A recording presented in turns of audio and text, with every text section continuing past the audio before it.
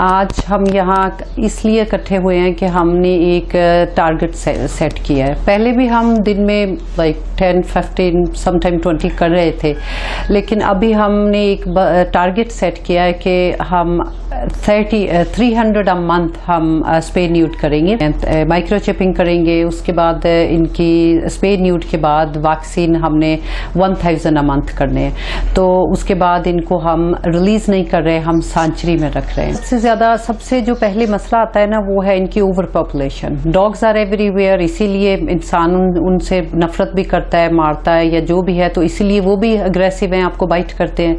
तो सबसे पहले हम TNVR जो कर रहे हैं उसमें उनको स्पे न्यूट कर देंगे तो ओवर पॉपुलेशन नहीं होगी। तो जो बच जाएंगे, मतलब जिनको हम स्पे न्यूट कर चुके हैं, अब हम उन्हें वैक्सीन भी देंगे।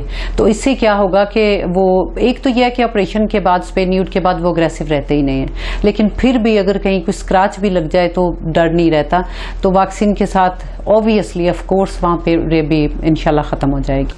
एक इंतहाई ज्यादा पेस के साथ हम लोगों ने अपना काम स्टार्ट किया और अल्हम्दुलिल्लाह हम अपनी पेस और भी इंक्रीज कर रहे हैं। अभी तक हम लोग 900 प्लस हमारी स्पेस सर्जरीज हो चुकी है। हमारे प्राइवेट जो साइड लाइन है, हम उसको भी साथ ही लेके चल रहे हैं, प्राइवेट केसेस को भी।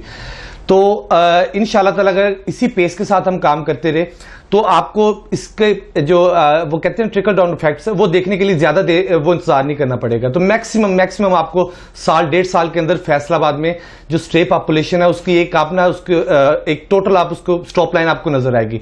साथ में जैसे जब ये चीजें मतलब एक मिनिमाइज होंगी तो डेफिनेटली डॉग बाइट्स के केस है वो खत्म हो जाएंगे।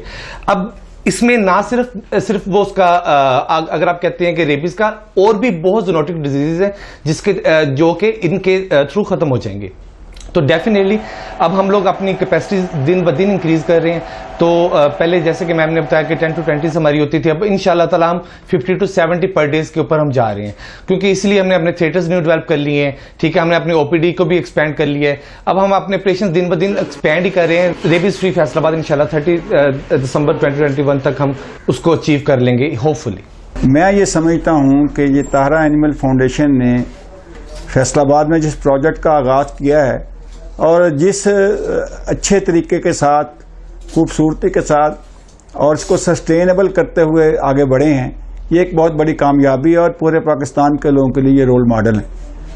और इनका जो अज़म है फैसलाबाद को रेबीज से पाक करने का, ये बहुत अच्छा है और इसको देखते ही दूसरे लोग भी, दीगर शहर भी इसको सेट करेंगे।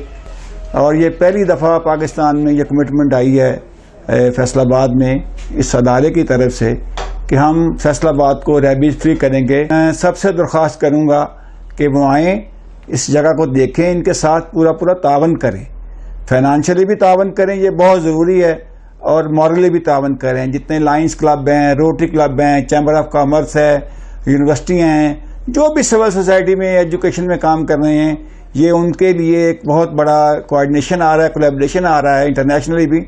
तो इसके साथ तावन करें तो हमारा जो एनिमल बिहेवियर है वो चेंज होगा और एनिमल वेलफेयर के बारे में पाकिस्तान जो इंटरनेशनल सतह पर यूएन के तहत इसकी ऑब्जर्वेशन हो रही है उसमें काफ़ी बेहतरी आएगी।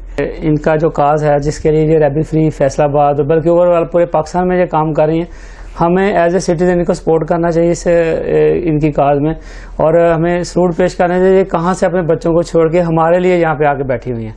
तो मेरा ये सारे पाकिस्तानी को पैगाम होगा कि इनके काज को हम सपोर्ट करें और जितनी मैक्सिमम, अगर हम ये हार्डली पे इनके काम में ना करें तब भी ये हमारी बहुत बड़ी कंट्रीब्यूशन होगी इसके काम में, मैं जो समझता हूँ।